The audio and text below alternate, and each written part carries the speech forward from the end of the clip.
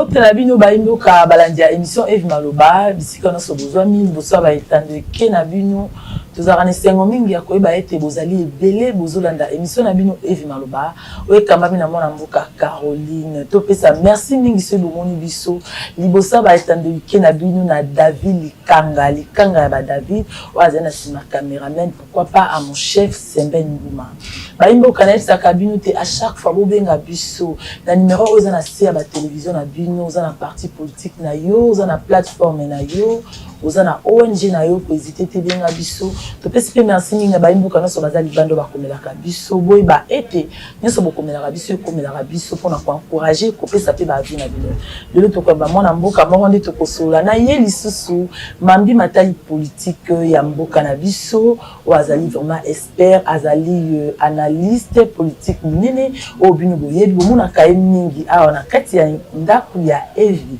po azali moko ya biso oto sepelaka mingi kosola na ye messagière boila yende tokobeta na mambi matali politique tope o nyoso zoleka na kati ya mboka na biso tokomeka kobeta conférence de presse ya Seni et ya Senko pourquoi pas tokobeta basolo pe ya Kadima tokomeka pe ko manyula moke conférence de presse o salimaki na kati ya Senko pourquoi pas tobeta basolo ya ba armée ougandaise o bazali na kati ya mboka na biso bango batenya sacré ba koyebisa biso pourquoi tebisa rabino ete maloba na bino ezala mituna na biso pe miano na bango tozonga moke pa mwana mboka oto ya mbilelo mwana mboka boni Madame Carole napesi Evi TV nyoso mbote napesi pe Evi Maloba mbote napesi David mbote napesi Yomoko mwana mboka Carole onalobaka la carte qui gagne mbote mbote mwana mboka atomeka pe kolobila o etali conférence de presse ya Seni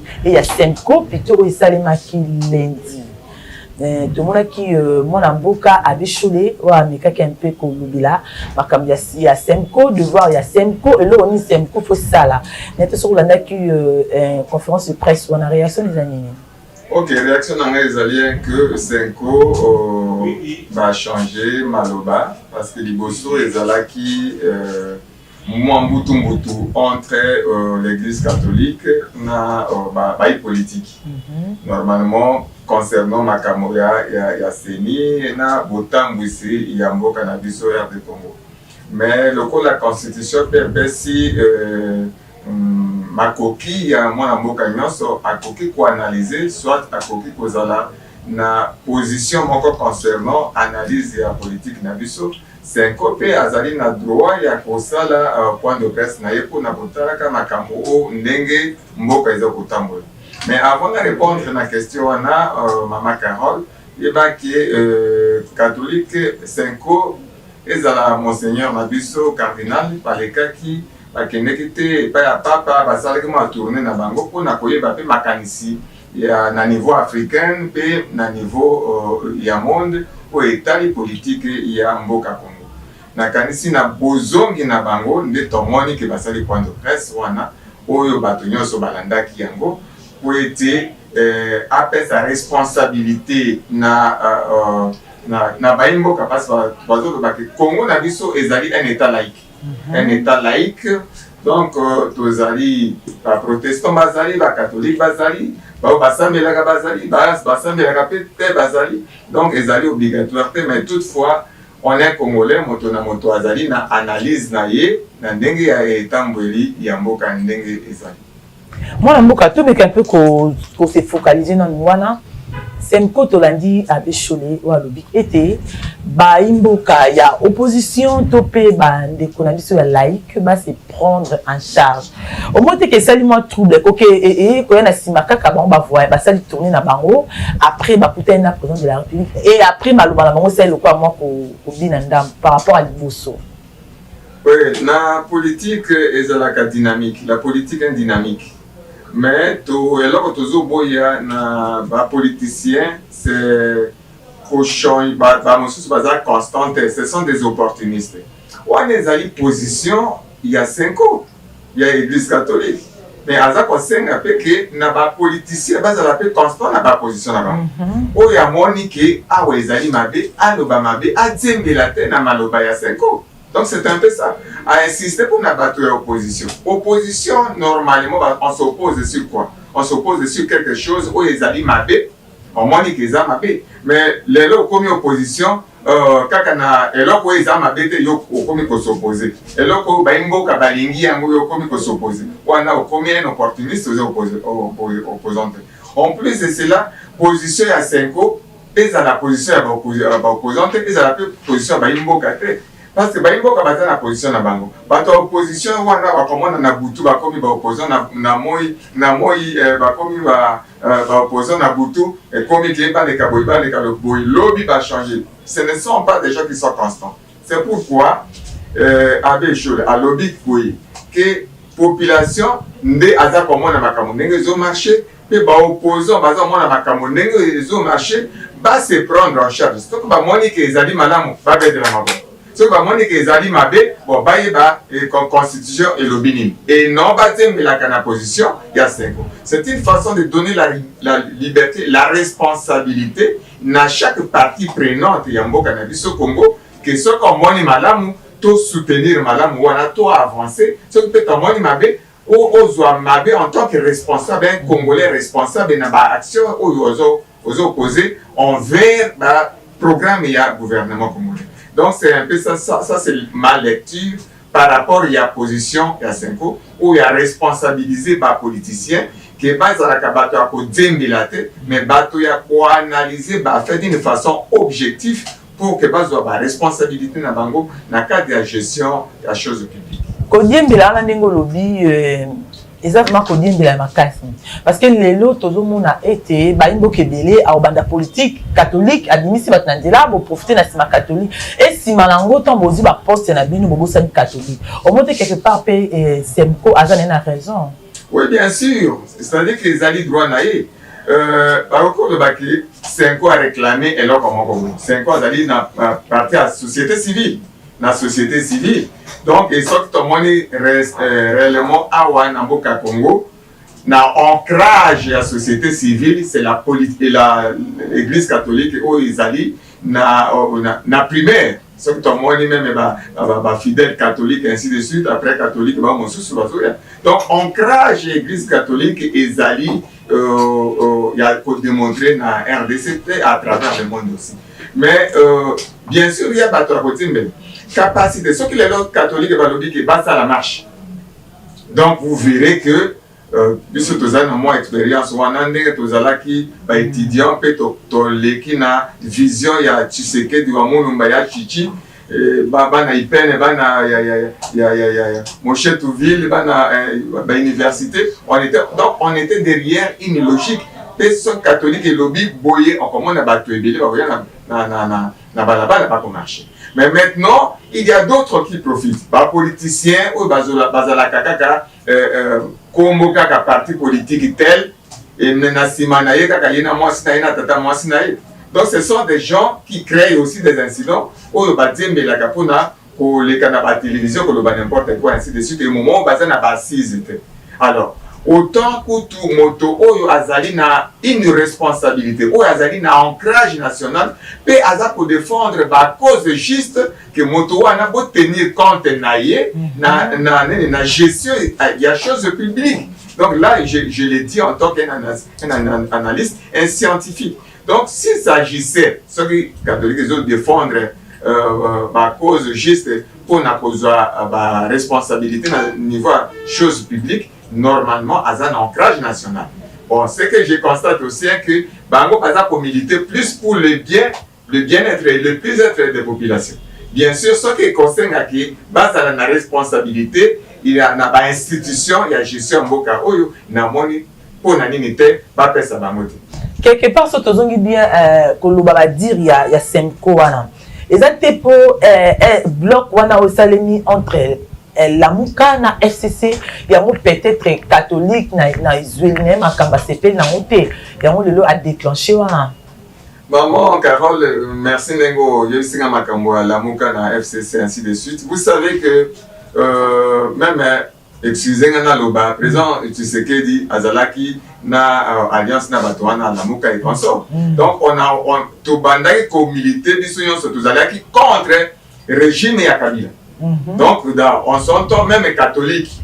Vous avez suivi notre regretté Monseigneur Ndongo que c'est conglomérat de comment dire les médiocres. Donc les médiocres doivent dégager. Mais biso tous là qui contre les médiocres, la mouka est contre les médiocres. C'est quoi même comment dirais-je le FCC. Ce sont les FCC qui étaient considérés comme les médiocres. Mais comme aujourd'hui nous avons décrié un régime, le régime kabylistes, où tout le monde qui est au marché pour que tous allent ensemble. Comment dirais-je, il y a opposition à l'époque de PES, nous étions contre les médiocres. Il y a les catholiques, nous étions contre ces médiocres-là. Autant que tous allent ensemble, les catholiques et le pouvoir actuel, pour avancer et lutter contre le système de ces médiocres-là, où comment dire, peau de banane. Mais je vois mal celui qui a été considéré hier comme sorcier, et vu ce donc il est pour ça l'alliance là, sorcier, voilà. C'est-à-dire que nous sommes en train de cracher sur la mémoire, il y a bateau, Koufaki, pour lutter contre le pouvoir, il y a Kabila, et bateau, Koufaki, pour promouvoir la démocratie dans ce pays. Donc on est en train de cracher sur leur mémoire. Un défenseur des causes justes. Moto azo yebakeno na mboka oyo tolingi kimia. Na mboka oyo to lutter contre le terrorisme. Oyo emonanaki na régime passé. Ainsi de suite. Donc bateau au baza ko se liguer, il faut baza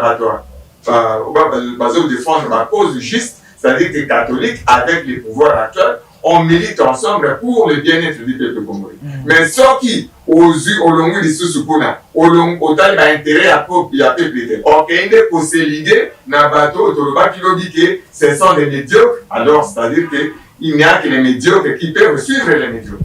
Bango, mais ko sa biso été, au Samana, bango, ils ont pour intérêt na bango, ils ont pour intérêt à la population. Alors, le coup les intérêts à la population, bango, c'est na bango et les diables et les anges, bah ça sont aussi comme encore. Pour la caca intérêt à la population, mais ma béwapi, oh yo. Intérêt à la population, au FCC a connu Sabino Lelo, autant d'années, si c'est 17 ans, 18 ans, on a pouvoir. Quel intérêt à la population? Au déposité, c'est ni intérêt de bango. Donc, écoutez, là, jusqu'alors, vous comprenez. Makambwa dépolitisation à CENI et Bandak depuis quand? Et ce sont les mêmes là qui ont cherché au Banda Maluma au Komina, au Yasiko, on a évité pourquoi Yasiko comme on est là. Kadima. Non, Kadima n'a pas été en fonction, quand même à saliter au Nanga, voilà. De l'autre là jusqu'à Nanga. C'est le kabylisme, c'est FCC. Vous comprenez? Donc, c'est un système. Alors maintenant, on va un peu changer. Comment bateau va exceller là? Parce que les excellences là, va exceller là dans la médiocrité, dans la stratégie maléfique pour nous confondre avec Cameroun sur l'élection. C'est une façon à au Kabwani na moto, au lingo bendaye pour que zonga na wana c'est pour que assisser yo saveur wana a lukadisu soit comme ça la stratégie na ye pour que bato na ye bazonga na pouvoir. Donc c'est un peu cela.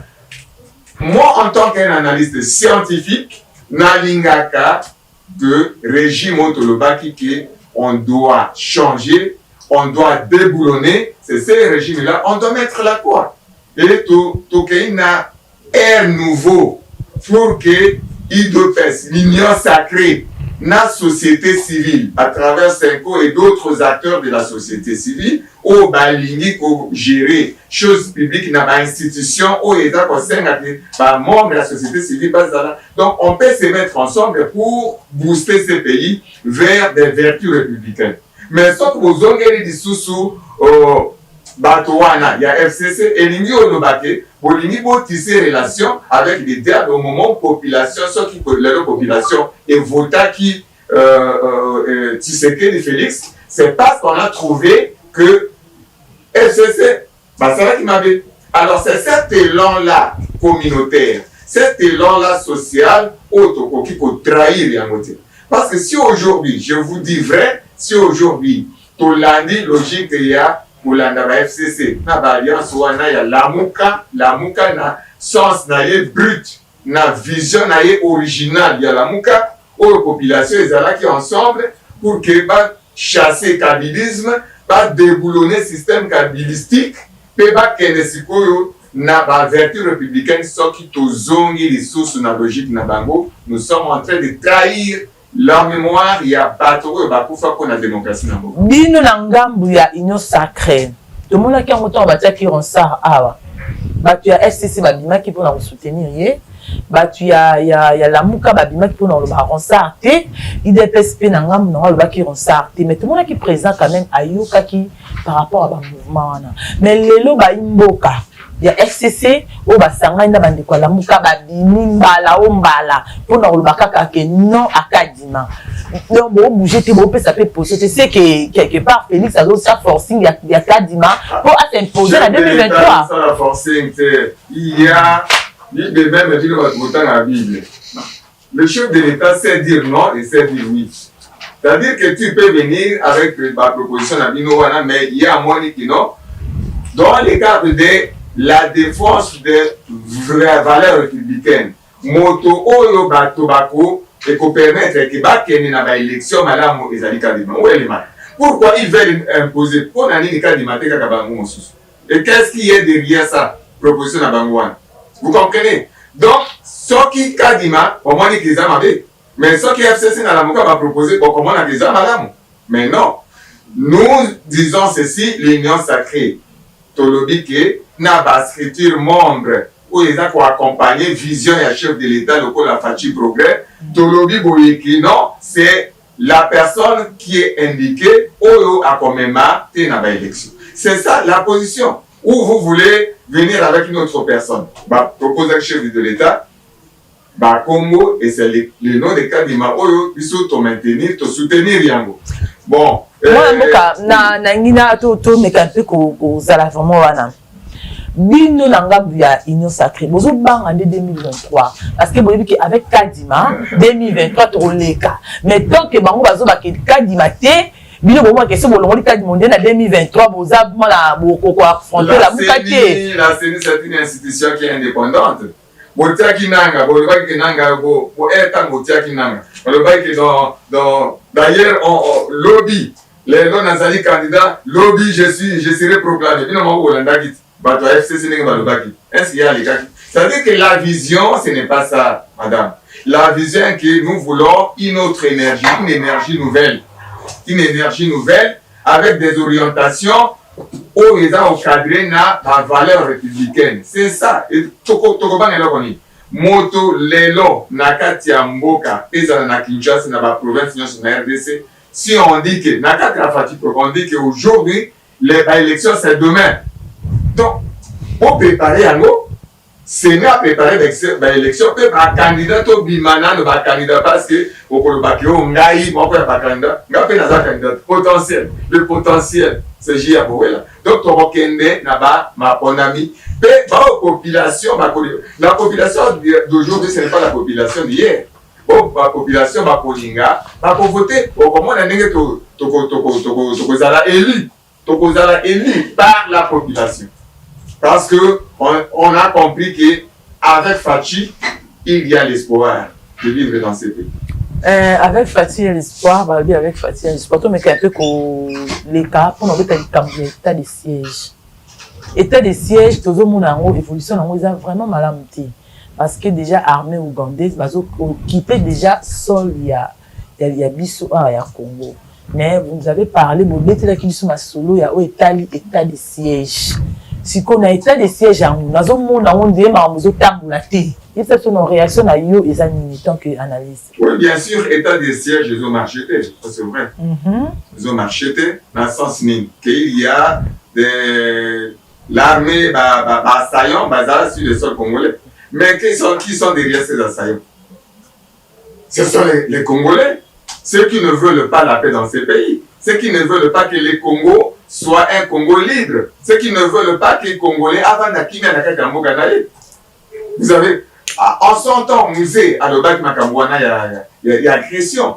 Vous n'avez pas crié. Aujourd'hui, vous croyez qu'il y a les Ougandais, les Rwandais, ainsi de suite, avec les Congolais, au Bazala Sima. Et aujourd'hui, même ma camarade de siège, chef de l'État, le Baki, comment la bateau Bazali censé mettre la sécurité, il y a des infiltrés parmi ceux-là.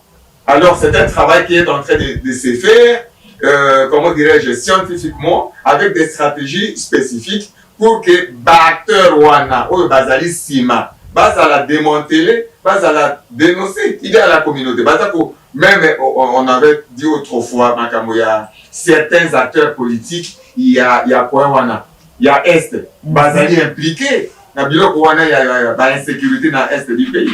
Pour dire que ce sont les Congolais qui sont là en train de porter, comment dirais-je, Kazakh, il y a Ougandais, Rwandais, ainsi de suite, et Bazupe, Rwandais, Bazupe, Makoki, Rwandais, commis ensemble pour attaquer le Congo. Et les chefs de l'État ont pris cette option-là, état de siège, on y va tout doucement. Bien sûr, c'est un système qui est infiltré, parce que même les bateaux, Gérard Mbogalobi, Bazali Nakati, Bakolinga Kie, pour le programme à chef de l'État, et ça les matins, Balobakeno, tu sais qu'il y a ça, mon salaire à mon côté.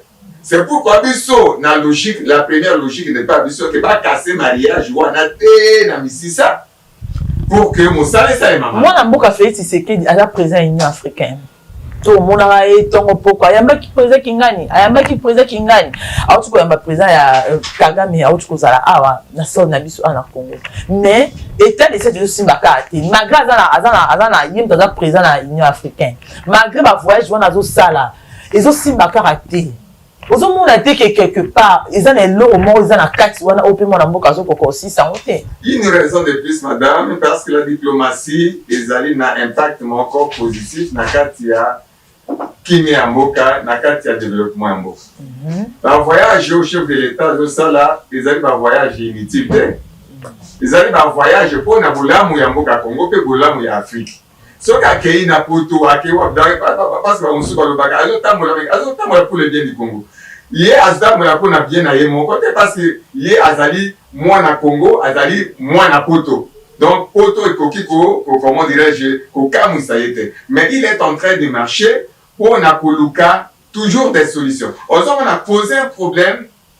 Kozi ki sandako ezali facile. Okozo alimete oziki sindako eziki dans une journée. Mais kozong isandako nenge ezalaki. C'est-à-dire qu'avec les systèmes kabilistes, avec l'agression Rwandais, Ougandais, ainsi de suite, pour que vous démontez le système wana, o ezali en fait parce que bato wana ba bundisi mboka na biso.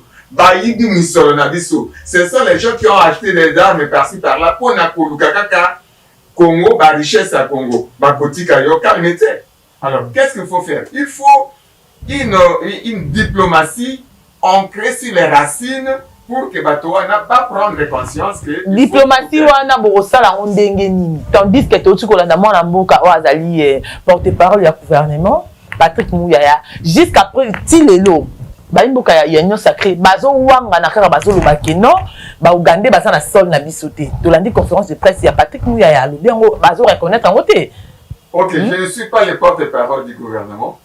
Ce qui Patrick Mouyaya lobaki yango, ça dit qu'à lobaki position à gouvernement congolais.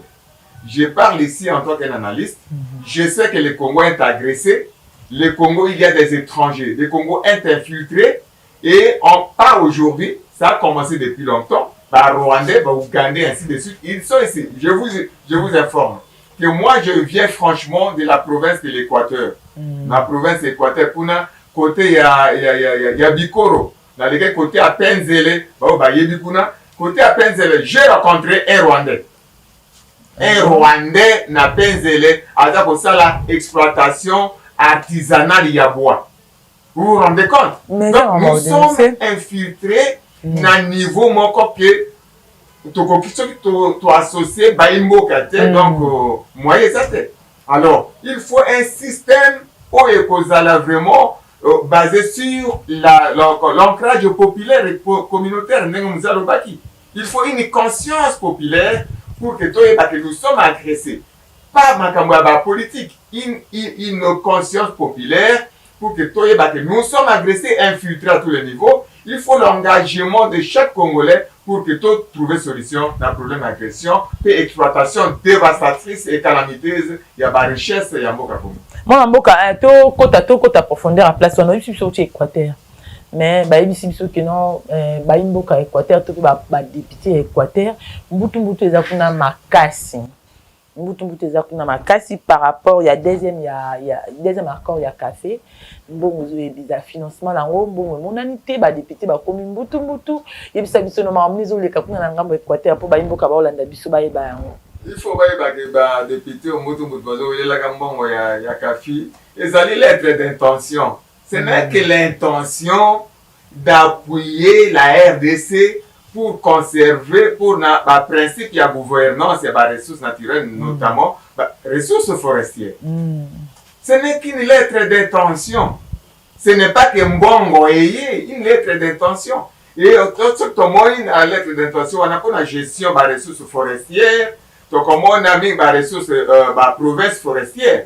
Donc, province de Achouapa, Équateur, Grand Oriental, Bandundu, dans son ensemble, la RDC dans son ensemble, en fait. Donc, c'est un peu cela. Mais ce que le Boutou, il y a, à niveau, il y a ministère et environnement, par beaucoup de VPM, mais madame Bazaï Bazawana, à renforcer en capacité pour bailler, finalement, Mbongo Yango, Yakapi et Lingi Oloba, Nini. Ce que peut balongi kuna, bailler la société civile environnementale, où ils allaient dans la structure rebelle, le la IGED, le la GTCR, le la SICON, le la Renoi, SNCB, ainsi de suite, la structure il y a société civile, où ils maîtriser ma gestion forestière, na RDC, il y a organisé un atelier d'information. Où il y a que le baraka, bon et non. Nous devons, il faut avoir quand même des bases solides pour nous le Makambo.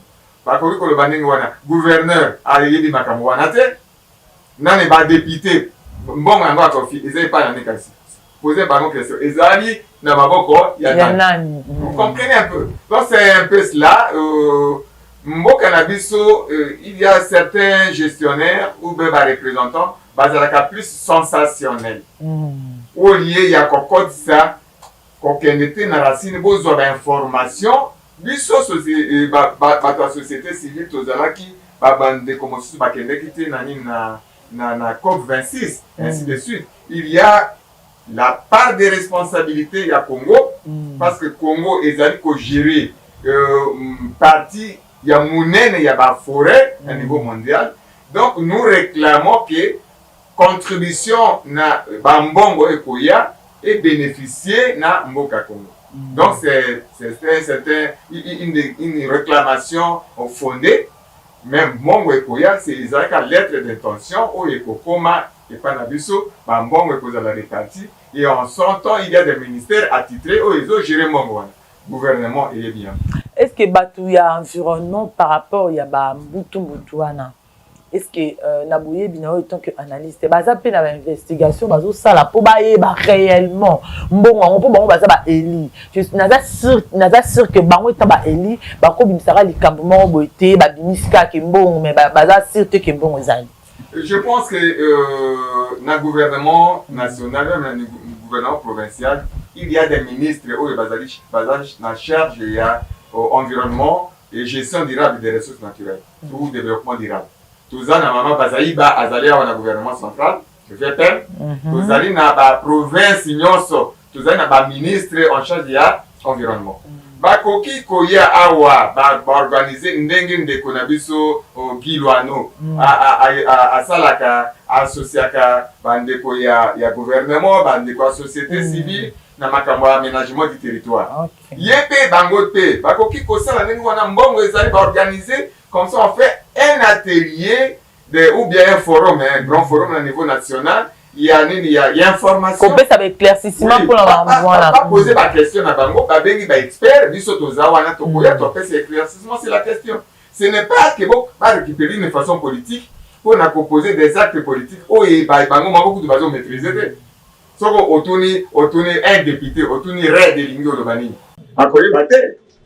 akoyeba te gaz à effet de serre elingi oloba nini akoyeba te soki olobi bango quand même nini marché carbone elingi oloba nini bamosusu bazoloba o marché carbone c'est-à-dire que mopepe bakotia quelque part na zando otekani non ce sont des choses qui sont techniques et on a besoin de l'information. Si on a besoin de l'information, on organise une conférence, soit un atelier national où il y a environnement et développement durable avec des projets, des programmes, ainsi de suite, pour que base à l'informer les populations, au bango, base à qui voter, passer la restitution au niveau de la province. Donc c'est un peu ça, j'invite les députés nationaux et internationaux, ou provinciaux, pardon, pour que s'imprégner na makambo ya environnement et développement durable na mboka na biso pour la gestion ya ba ressources naturelles. Bayiboka pe kuna na ngambo ya Chwapa ba oloba mbongo o bato bafutaka mpona traverser ba rivière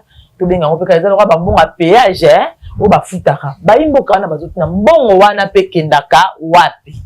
Ok, merci Maman Carole. Ngamo naza moko ya ressortissant ya Chwapa. Nazali moko ya notable ya Chwapa. Nous avons un awa comme on a oublié yango mona somme. Donc na Chwapa normalement na otipe kuna kala mingi te na kende kite na Mokoto côté au parc national ya Salonga kuna kotala bitumba o ezalaki epai ya bakundo na bapeya na bapepe autochtone. Mais tango toujours kende na ba traverser ya ba mai traverser à liboso ezali na mai ya Lomela. Na Lomela, moto moko futaka entre 3000 francs na 5000 francs. Moto, à part da biloko mosusu. Mais tango tozo futa, toboyi ko futa te. Mais tango tozo futa mbongo wana, bazo pesa biso ata récité. Alors que biso sont réaliser ba mission, il faut to pesa ba justice. Bazo pesa biso récit mon côté, quittance mon côté.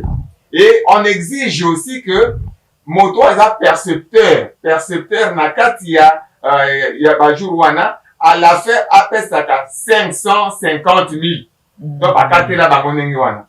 C'est pourquoi ozomona biso to mbongo wana 550 000 parce que 50 000 nayebi te soki bapesaka kote ya ministère makambo etali makambo ya route mais 550 000 wana ekendeke wapi mpona nini parce que tokuti d'abord bwato oyo ezali wana ezali bwato ya moke na place ya Lomela wana Lomela eza mwa molai bwato ya moke bato bakokota donc ainsi de beaucoup donc bambongo wana ezokende na bapoche ya bato ezokende na bapoche ya baprivé. Il n'y a pas de traçabilité pour l'argent au biso tofutaka mpona traverser ezala na Lomela ezala na Loile ezala na Salonga on paye l'argent mpona kotraverser wana on paye 3000 ou bien 5000 francs congolais. Mbongo wana reçu ezalaka te ekendeki na ba wapi soki reçu ezalaka te c'est-à-dire que il n'y a pas de traçabilité de cet argent là ekendeki wapi na poche ya bato et parce que tokoki omona kete nga na uti okende awa deux fois peut-être tolobi ke après 1 mois 2 mois 3 mois basombaki bwato oyo tomona ke bwato ya gouvernement provincial par exemple et basombi yango mpona mbongo ya kotaka mais bwato eza te. Donc, ce qu'on appelle sur une image, on a un outil, on a qualité pour na Mokoto, n'est que toujours traverser, mais ce sont des risques terribles. Et pourtant, l'argent, les peuples congolais contribuent. Est-ce que le gouvernement a tué pas baïd ma voilà ni surtout on a basé au courant en gros toté parce que baïmboka baïmboka tué pas ba là ba ko c'est la montée. Est-ce que le gouvernement a tué gouvernement na bango a tué pas baïebi ma bango to baïebi bazo vivre pas zo zoa yango zo ke na ba poche ya ba individu. Nani atinaka bato wana po bakende kozwa mbongo eza gouvernement provincial ya Chwapa. Donc d'abord na baatake wana massacre wana ya bapigme oyo ezalaki na Mokoto wana gouvernement atindikaki équipe moko ekende te kuna na Mokoto bazwaki avion te bakendeki na nzela wana et batraversaki ils doivent savoir ça et nous chaque fois quand nous revenons topesi barapport na biso tomonaki moko ya badifficulté topesaka yango topesaka mbongo mais tozwaka comment dirais ne fisque quittance récité nazalaki kutu na débat moko na ngaki na futa te na komi on a Lomela wana na yebisi bapeti wana bonka bana biso bazalaki bana befale bamosusu bana jolu et pas nanga donc nalobi que je ne paye pas Je ne paye pas. Pourquoi? Parce qu'il n'y a pas de récit, il n'y a pas de quittance. Mais, kaka na bolingo tala kaka, na fouti ango, mais j'ai réclamé que prochainement, quand je vais revenir, il faut trouver des quittances. Juste pour la traçabilité, je ne dis pas que cet argent-là, il n'y a pas d'angaï, mais est contribué pour le développement, il y a Mboka. Donc c'est un peu ça. Merci Mingi Mboka, balandia émission, et comme ils vont avoir la souka émission na biso, moi, mot de la fin na yo, par rapport, il y a émission topé, par rapport, il y a vision na yo, et tant que analyste politique. Mot de la fin n'angaï, d'abord, Naza Kopé Sabino, merci. Okay. Merci na Evi TV. Mais Naza Kosenga qui population, il y a RDC, population congolaise, tous à la éveillé, parce que Mboka Congo est allé infiltré. Après ça, population et se prendre en charge pour na makambo ya développement Mboka na biso. Makambo ya insalubrité, salité, oyo toboa kaka na balabala, ce n'est pas tu sais que du moto aboa kaka yango. Ezali ngai na yo matutu zwa biloko na biso ya libanda, toboa kaka yango na balabala. Donc nous devons être conscients de ce que nous posons comme acte, tout contribuer substantiellement pour na Mboka na biso dans la assainir, Mboka na biso dans la développer, et la richesse ya Mboka Congo et profiter d'abord na ba Congolais. Kimia ezala na Mboka Congo pour que Congo dans l'ensemble ndenge na lobaka l'unité dans la diversité. Toti ka tribalisme. Tozali ba Congolais, Muluba, Mukongo, Muswahili, Mongala, nous sommes Congolais. Tout militer pour le développement en Mboka na biso. Merci beaucoup. Merci Mingi Mboka, merci Mingi. To comme vraiment la souka émission na biso lelo. Merci na monsieur JR Boela o ya biso na kati ya biona et j'espère que bomoni parce que tu sera binoté awa na kati ya Evi Maloba to kitara sur le terrain.